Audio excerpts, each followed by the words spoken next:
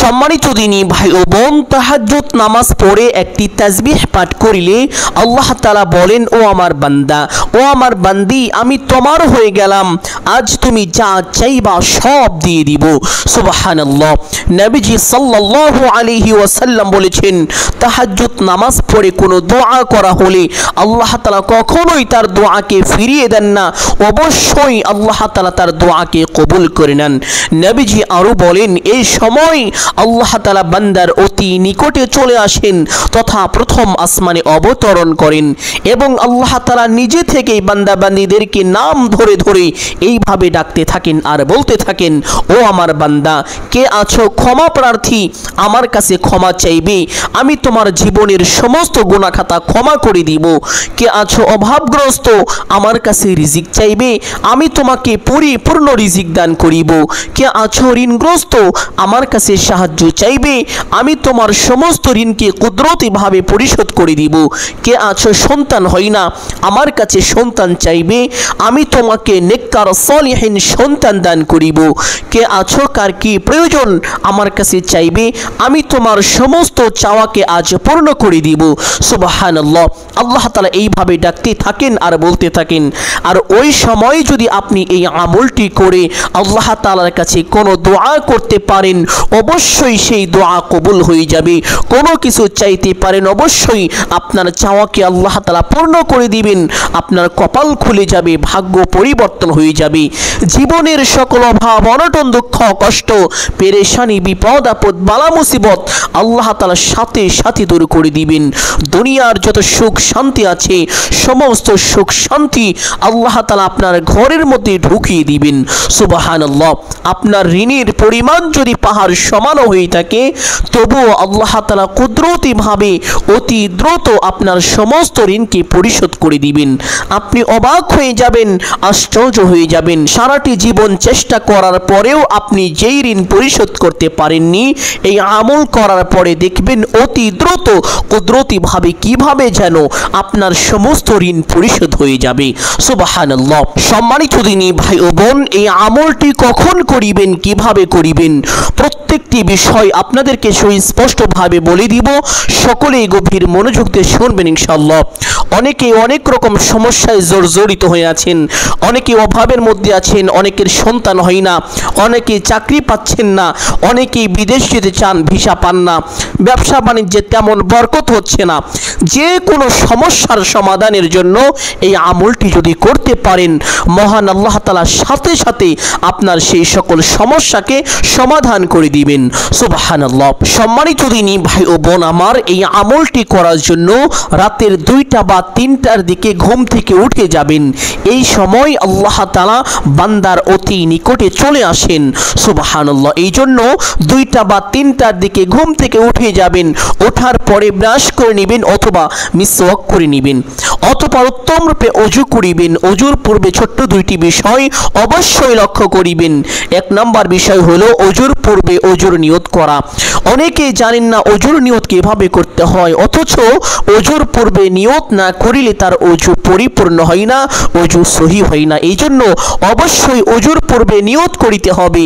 নিয়তটি এইভাবে করিবেন, অজুর পূর্বে আপনি আপনার মনে মনে সংকল্পনা করিবেন, এই ধারণা করিবেন যে এখন আমি আল্লাহ তাআলার সন্তুষ্টির জন্য অজু করছি, তাহলেই আপনার অজুর নিয়ত পরিপূর্ণ হবে।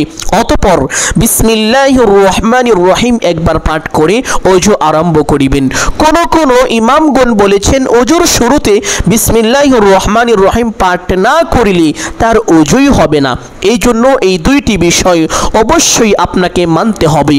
সম্মানিত দিনী ভাই বোন, অতঃপর অজু শেষ করে চুপচাপ আপনার ডান হাতের শাহাদাত আঙ্গুলটি আসমানের দিকে সোজা করে দিয়ে একটি ছোট্ট কালিমা একবার যদি পাঠ করেন, নবীজি সাল্লাল্লাহু আলাইহি ওয়াসাল্লাম বলেছেন, আল্লাহ তাআলা আপনার জন্য জান্নাতের 8টি দরজা খুলে দিবেন। আপনি জান্নাতের যেই দরজা দিয়ে ইচ্ছে সেই দরজা দিয়ে সসম্মানে বিনা হিসাবে জান্নাতে প্রবেশ করতে পারবেন। আপনার জন্য কোনো বাধাই থাকবে না। সুবহানাল্লাহ। সম্মানিত দিনী ভাই ও বোন, কালিমাটি হলো আশহাদু আল্লা ইলাহা ইল্লাল্লাহু ওয়াহদাহু لا شريك له وأشهد أن محمدا عبده ورسوله। কালিমাটি পাঠ করা শেষ করে একটি পবিত্র স্থানে চলে যাবেন, গিয়ে কিবলামুখী হয়ে দাঁড়িয়ে তাহাজ্জুদের নামাজ আদায় করিবেন। এই নামাজের মধ্যে একটি বিশেষ দোয়া পাঠ করিবেন, যেই দোয়া পাঠ করিলে তিনটি পুরস্কার। এক নাম্বার পুরস্কার, মহান আল্লাহ তাআলা আপনার জীবনের সমস্ত গুনাহ খাতা ক্ষমা করে দিবেন। দুই নাম্বার পুরস্কার, আল্লাহ তাআলা আপনার উপরে প্রচুর পরিমাণ দয়া করিবেন ও রহমত নাজিল করিবেন, সকল বিপদ আপদ থেকে হেফাজত করিবেন। তিন নাম্বার সর্বশেষ পুরস্কার হলো আল্লাহ তাআলা আপনার রিজিকের মধ্যে প্রচুর পরিমাণ বরকত দান করিবেন। সুবহানাল্লাহ। সম্মানিত দিনী ভাই বোন, অনেকেই জানেন না এই নামাজ কিভাবে পড়তে হয়, কোন কোন সূরা দিয়ে পড়তে হয়, এই নামাজের মধ্যে কখন কোন দোয়া কতবার পাঠ করিতে হয়, এই নামাজের নিয়ত কিভাবে করতে হয়, এই বিষয়গুলো অনেকেই জানেন না। মনে করেন যে তাহাজ্জুদের নামাজ পড়া না জানি কত কঠিন। আমি বলবো এই নামাজ অত্যন্ত সহজ একটি নামাজ, এই নামাজ পড়া কোনো কঠিন নয়। সম্মানিত দিনী ভাই বোন, অন্যান্য নফল নামাজ যেইভাবে পড়ে থাকেন ঠিক সেরকম ভাবেই এই তাহাজ্জুদের নামাজ পড়বেন। তবে এই নামাজ নবীজি সাল্লাল্লাহু আলাইহি ওয়াসাল্লাম কখনো 8 রাকাত পড়েছেন, আবার কখনো 12 রাকাত পড়েছেন। এই জন্য আপনিও চেষ্টা করিবেন 8 অথবা 12 রাকাত পড়ার জন্য। তবে এই নামাজ 2 রাকাত করে পড়তে হয়। এই নামাজ পড়ার জন্য নির্দিষ্ট কোনো সূরা নেই বা কোনো দোয়া নেই। তবে এই নামাজের সেজদার মধ্যে এবং রুকু অবস্থায় নবীজি সাল্লাল্লাহু আলাইহি ওয়াসাল্লাম অনেক বেশি দোয়া পাঠ করিতেন। এই জন্য আপনাদেরকে বলবো, আপনারা যেই সকল কোরআন এবং হাদিসে বর্ণিত বরকতপূর্ণ দোয়াগুলো পারেন, ওই দোয়াগুলো রুকুতে যদি পাঠ নাও করেন, সেজদায় মাথা রেখে সেজদার তাসবিহ পাঠ করার পরে সেই বরকতপূর্ণ দোয়াগুলো পাঠ করিবেন। অতঃপর সেজদা থেকে যখন সোজা হয়ে বসবেন, আল্লাহু আকবার বলে 2 সেজদার মাঝখানে বসে একটি ছোট্ট দোয়া পাঠ করিবেন। সেই দোয়াটি হলো আল্লাহুম্মা গফিরলি ওয়ারহামনি ওয়ারযুকনি। প্রত্যেক রাকাতে 2 সেজদার মাঝখানে বসে এই দোয়াটি একবার পাঠ করিবেন। দোয়াটির অর্থ হলো আল্লাহুম্মা গফিরলি, হে আল্লাহ আপনি আমাকে ক্ষমা করে দিন, ওয়ারহামনি আমার উপরে দয়া নাজিল করুন, ওয়ারযুকনি এবং আমাকে রিজিক দান করুন। সুবহানাল্লাহ। এই তিনটি বাক্য তাহলে 2 সেজদার মাঝখানে বসে এইভাবে পাঠ করিবেন, আল্লাহুম্মা গফিরলি ওয়ারহামনি ওয়ারযুকনি। বাকি নামাজের ভিতরে যেই সকল নিয়ম কারণ আছে অন্যান্য নামাজের মতন করেই আদায় করিবেন। তবে নিয়তটি এইভাবে করিবেন, আমি কিবলামুখী হয়ে আল্লাহ তাআলার সন্তুষ্টির জন্য 2 রাকাত তাহাজ্জুদের নামাজ আদায় করিতেছি। যারা বাংলাদেশে মানুষ রয়েছেন, আরবি ভাষা তেমন বুঝেন না, তারা অবশ্যই বাংলাতে এইভাবে নিয়তটি করিবেন। অনেকেই না বুঝে আরবিতে নিয়ত করে থাকেন। সম্মানিত দিনী ভাই বোন, নিয়ত হলো বোঝার বিষয়। আপনি যদি না বুঝে আরবিতে নিয়ত করেন, আপনার নিয়ত কিন্তু হবে না। নিয়ত করা ফরজ, আর নিয়ত না হলে আপনার নামাজ হবে না, নামাজ সাথে সাথে বাতিল হয়ে যাবে। এই জন্য বিষয়টি লক্ষ্য রাখবেন। লক্ষ্য রেখে নামাজটি আদায় করে সেই স্থানে বসবেন। বসে সর্বপ্রথম এই দুরূদটি পাঠ করিবেন, আল্লাহুম্মা সাল্লি আলা মুহাম্মাদ ওয়া আলা আলি মুহাম্মাদ কামা সাল্লাইতা আলা ইব্রাহিম ওয়া আলা আলি ইব্রাহিম ইন্নাকা হামিদুম মাজিদ। সম্মানিত দিনী ভাই বোন, সর্বশ্রেষ্ঠ সর্বোত্তম দরুদ হলো দরুদ ইব্রাহিম। দরুদ ইব্রাহিম পরিপূর্ণ একবার পাঠ করিবেন ইনশাআল্লাহ। নবীজি বলেছেন, যেই ব্যক্তি আমি রাসূলের উপরে একবার দরুদ পাঠ করবে, মহান আল্লাহ তাআলা সাথে সাথে ওই ব্যক্তির উপরে 10টি রহমত নাজিল করেন। তাকে বড় বড় 10টি বিপদ থেকে আল্লাহ তাআলা নিজ কুদরতি হাতে হেফাজত করেন। তার মনের কমপক্ষে 10টি আশা আল্লাহ তাআলা পূর্ণ করে দেন। তার আমল আমলনামায় কমপক্ষে 10টি নেকি দান করেন এবং আল্লাহ তাআলা তার জীবন থেকে কমপক্ষে 10টি গুনাহ খাতাকে একেবারে ক্ষমা করে দেন। সুবহানাল্লাহ। সম্মানিত দিনী ভাই বোন, এই জন্য চেষ্টা করিবেন বেশি বেশি দরুদটি পাঠ করার জন্য। যখনই সময় পাবেন দরুদটি পাঠ করিবেন, তবে আমলের সময় কমপক্ষে একবার হলেও দরুদটি এইভাবে সহি শুদ্ধ করে পরিপূর্ণ মহব্বতের সাথে পাঠ করিবেন ইনশাআল্লাহ। দরুদটি পাঠ করার পরে একটি ছোট্ট ইস্তেগফার পাঠ করিবেন, যেই ইস্তেগফারের ব্যাপারে পবিত্র হাদিসের মধ্যে এসেছে। হযরত আব্দুল্লাহ ইবনে আব্বাস রাদিয়াল্লাহু তাআলা আনহু থেকে বর্ণিত, তিনি বলেন আল্লাহর নবী সাল্লাল্লাহু আলাইহি ওয়াসাল্লাম বলেছেন, যেই ব্যক্তি বেশি বেশি পরিমাণে ইস্তেগফার করবে, মহান আল্লাহ রাব্বুল আলামিন তার সকল সংকটকে দূর করে দিবেন, তার গুনাহগুলোকে মোচন করে দিবেন এবং তাকে অকল্পনীয়ভাবে রিজিক দান করিবেন। সুবহানাল্লাহ। আপনি এমন এমন জায়গা থেকে রিজিক প্রাপ্ত হবেন যেটা কখনো কল্পনাও করতে পারেননি। এমন এমন রাস্তা আল্লাহ তাআলা আপনার জন্য বের করে দিবেন। সম্মানিত দিনী ভাই বোন, তাহলে আমলের সময় চক্ষুটা বন্ধ করে জীবনের সমস্ত গুনাহের কথা স্মরণ করে আল্লাহ তাআলার দরবারে লজ্জিত ও অনুতপ্ত হয়ে ক্ষমার আশায় একমাত্র আল্লাহকে সন্তুষ্টি করার উদ্দেশ্যে এইভাবে ইস্তেগফারটি পাঠ করিবেন। আস্তাগফিরুল্লাহ আস্তাগফিরুল্লাহ আস্তাগফিরুল্লাহ। চেষ্টা করিবেন বেশি বেশি পাঠ করার জন্য, তবে আমলের সময় কমপক্ষে একবার হলেও ইস্তেগফারটি এইভাবে পাঠ করিবেন ইনশাআল্লাহ। ইস্তেগফারটি পাঠ করার পরে একটি ছোট্ট দোয়া পাঠ করিবেন, যেই দোয়ার ব্যাপারে পবিত্র হাদিসের মধ্যে এসেছে। নবীজি সাল্লাল্লাহু আলাইহি ওয়াসাল্লাম বলেন, যেই ব্যক্তি অসুস্থ অবস্থায় এই দোয়াটি 40 বার পাঠ করিবে, মহান আল্লাহ তাআলা তাকে অতি দ্রুত সুস্থতা দান করিবেন। এবং ওই ব্যক্তি যদি সুস্থ না হয়, অসুস্থ অবস্থাতেই মৃত্যুবরণ করে, তাহলে আল্লাহ রাব্বুল আলামিন ওই ব্যক্তির মৃত্যুর পরে তার আমলনামায় 40 জন শহীদের সমপরিমাণ সওয়াব দান করিবেন। সুবহানাল্লাহ। যেই শহীদদের জন্য জান্নাত ওয়াজিব, জাহান্নাম হারাম, ওই শহীদদের মতো 40 জন শহীদের সমপরিমাণ সওয়াব আল্লাহ তাআলা ওই ব্যক্তির আমলনামায় জমা করে দিবেন। শুধু তাই নয়, নবীজি আরো বলেছেন, যেই ব্যক্তি অসুস্থ অবস্থায় এই দোয়াটি 40 বার পাঠ করিবে আর সে যদি সুস্থ হয়ে যায়, সুস্থ হওয়ার সাথে সাথে মহান আল্লাহ তাআলা ওই ব্যক্তির পিছনের সমস্ত গুনাহ খাতাকে ক্ষমা করে দিবেন। সুবহানাল্লাহ। সম্মানিত দিনী ভাই ও বোন আমার, তাহলে আপনি যখনই কোনো রোগে আক্রান্ত হয়ে যাবেন, যখনই কোনো অসুস্থতার মধ্যে পড়ে যাবেন, সাথে সাথে 40 বার ছোট্ট দোয়াটি এইভাবে পাঠ করিবেন। লা ইলাহা ইল্লা আনতা সুবহানাকা ইন্নী কুনতু মিনাজ জালিমিন। এই দোয়ার নাম হলো দোয়ায়ে ইউনুস। এই দোয়ার একটি বিশেষ ফজিলত আছে। একবার হযরত ইউনুস আলাইহিস সালামকে মাছে গিলে ফেলেছিল। ইউনুস আলাইহিস সালাম মাছের পেটের মধ্য থেকে এই দোয়াটি পাঠ করেছিলেন। এই দোয়ার বরকতে আল্লাহ রাব্বুল আলামিন হযরত ইউনুস আলাইহিস সালামকে মাছের পেট থেকে জীবিত অবস্থায় হেফাজত করে বের করে এনেছিলেন। সুবহানাল্লাহ।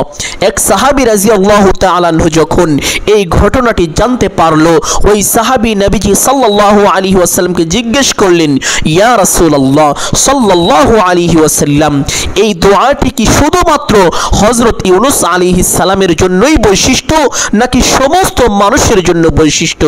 নবীজি বললেন, ও আমার সাহাবীরা শোনো, এই দোয়াটি শুধুমাত্র হযরত ইউনুস আলাইহিস সালামের জন্যই বৈশিষ্ট্য নয়, এই দোয়াটি সমস্ত মানুষের জন্যই বৈশিষ্ট্য। সুবহানাল্লাহ।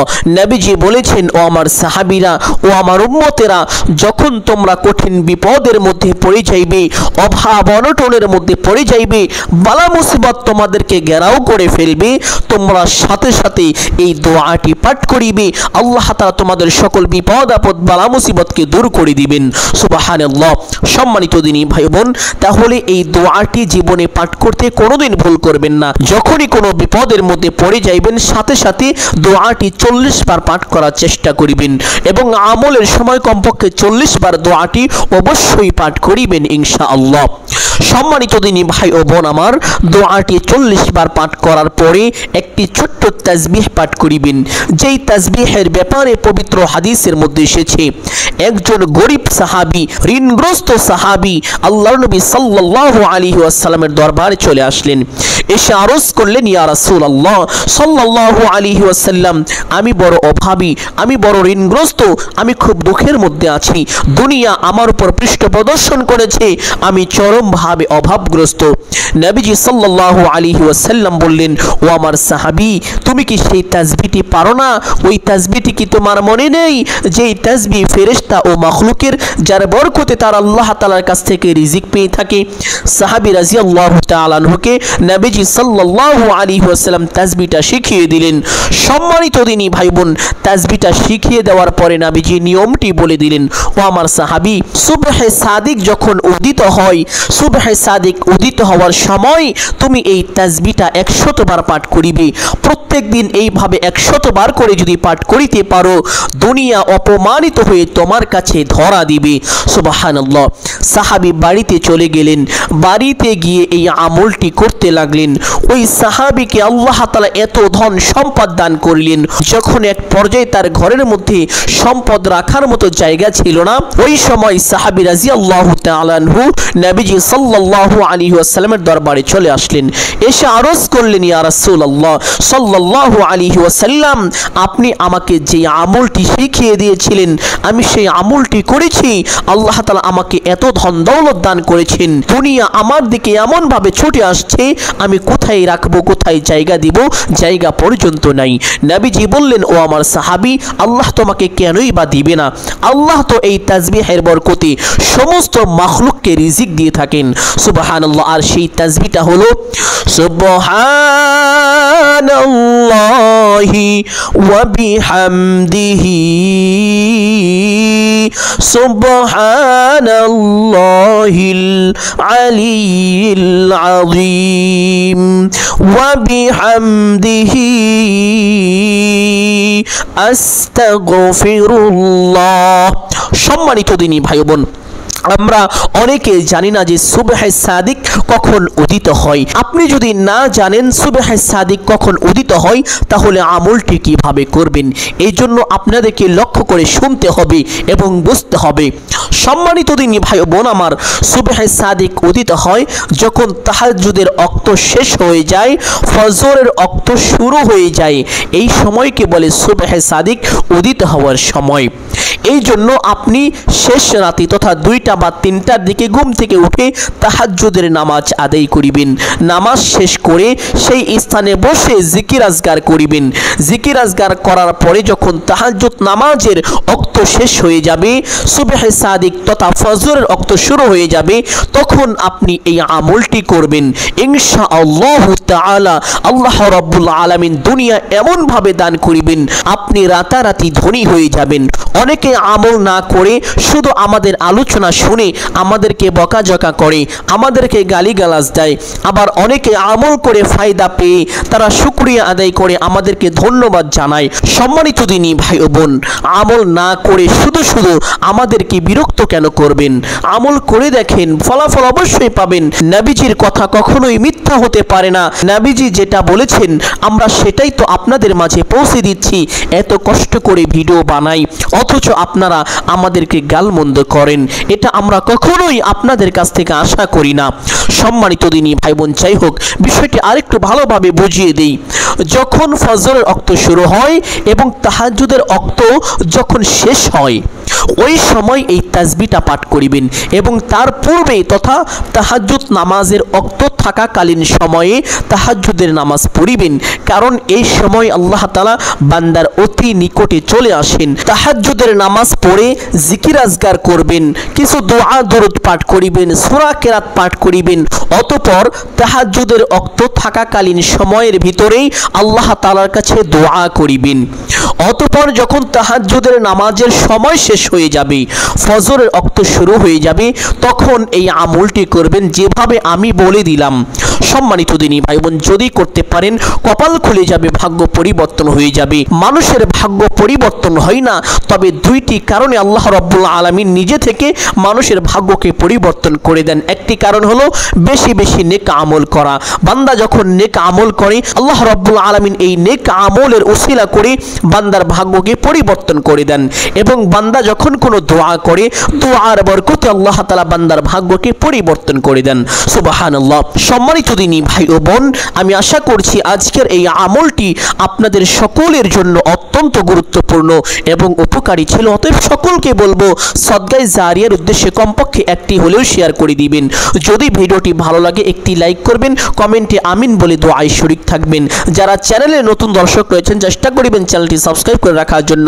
সকলের জন্য দোয়া করি আল্লাহ তাআলা সকলকে এই আমলটি সঠিকভাবে করার তৌফিক দান করুন এবং এই আমলের পূর্ণ ফজিলত দান করুন। সকলেই বলি আমিন সুম্মা আমিন।